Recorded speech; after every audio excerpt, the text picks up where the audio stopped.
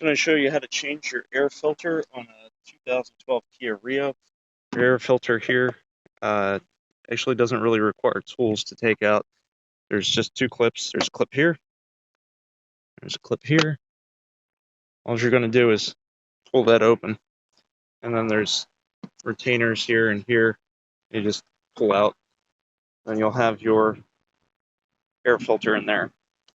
So you can see that this looks pretty good, but I'll just pull it out anyway. This is this gasket. You can see there's the air filter. And to replace it, again, you just do the same thing in reverse. Pull this up, put that back in. Make sure you put these pins back.